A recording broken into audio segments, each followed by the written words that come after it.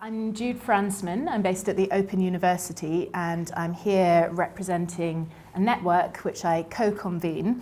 It's called the Rethinking Research Collaborative, and we're a quite informal network at the moment of organisations spanning academia, mainly in the Global South, civil society organisations and research brokers and capacity providers, as well as some organisations more involved with policy, both in the UK and through networked organisations like the African Academy of Sciences, for example, in Africa, Asia and Latin America. The mandate, I guess, of the network is really to serve three functions.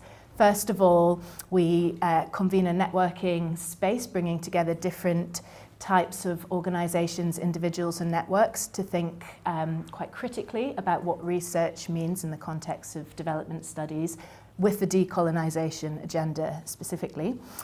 Secondly, we look at to develop and consolidate existing capacity resources to support individuals, organisations and networks to engage in more fair and equitable research practice, collaboration.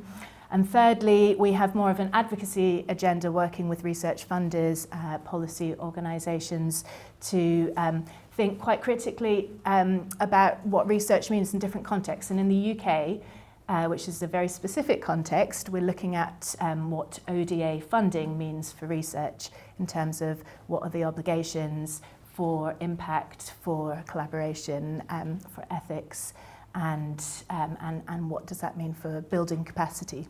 So that's more or less what we do. It's a very fluid network at the moment. Please do look at our website and I'll circulate it through the hashtag later, and everybody is welcome to join us. I'm going to talk just today very quickly about a study that we did for UKRI, focused on their GCRF and Newton Fund programs, but also looking across their work in research with an international development focus. The idea was to try and map a partner's perspective on fair and equitable partnerships.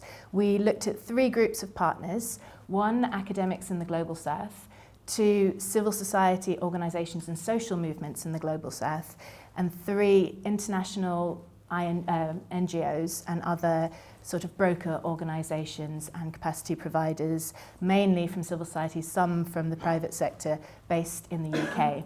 Through a number of networks, we mapped partner groups we mapped partners across these three groups.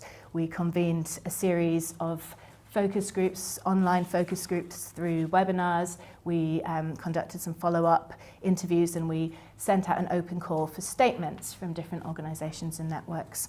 And the idea was to understand how are people engaging in UKRI funded research at the moment. What is the experience of being a partner? What are some of the positive stories, but particularly what are some of the challenges? After this, we convened a roundtable meeting, mainly with UK-based stakeholders. So as well as the partner groups and academics, we included research funders from across the different councils, organisations like UKCDR, and other funders and some people involved in DFID and BEIS and other policy-based spaces. The idea was to I should also say we also did a sort of mapping of existing resources on equitable collaboration, equitable research collaboration. So based on the primary research that we conducted and this consolidation of existing resources and the roundtable discussion, we came up with 8 principles for fair and equitable partnerships.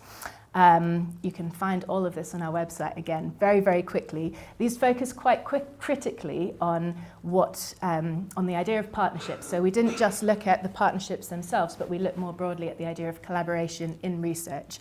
And this included in agenda setting, not just design of specific projects, but broader agenda setting by research funders.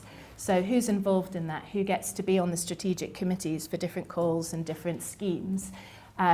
We looked at design of research. We looked at peer evaluation, who was on evaluation committees, who got to decide which research counted as high quality research.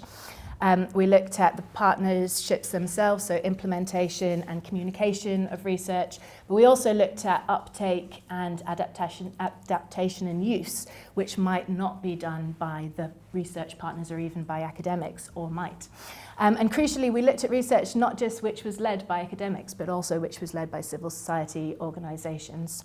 So we took quite a broad idea of what both research was and collaboration was within this. The principles, the first one is really focusing on poverty, which we sort of use in a kind of social justice sense. So rather than starting with the research question, you start with the kind of, if it's funded by ODAs, particularly you start with the objective to respond in a social justice sense to poverty.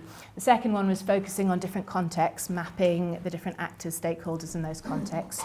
The third principle was then building on those contexts, redressing evidence hierarchies. So first identifying the hierarchies of knowledge within these different spaces, and then thinking about how you might redress that through the research. Those are the first three. I'm going to struggle with the other five. There was one on adaptive and flexible research, which I think is really important in partnerships. There was one on recognising diversity of skills and knowledge, and that has implications for how research is represented, not necessarily just as journal articles, but through other creative or other means dependent on which groups you're working with. There was another one on investing, real kind of financial investment in the relationship. All of this work takes huge amounts of time, so you have to make sure that's factored in. There was another one on transparency in budgets as well as programming. And I think the final one is on learning, so really kind of providing space to reflect on learning across these different collaborations, not just the partners reflecting on learning, but also research funders and policymakers, and making sure that these learning-based mechanisms are in place.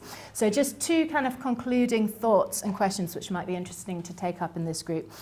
One of these was that we very, very quickly saw that you can't focus on improving partnerships at the level of the partnership alone. Collaboration is a systemic issue, and you have to think about the issues which are preventing partnerships. So, for example, one of the many obstacles which came up was around visas, and this has implications for UK and other countries' policy through actors in the UK anyway, like such as the Home Office, and what this means.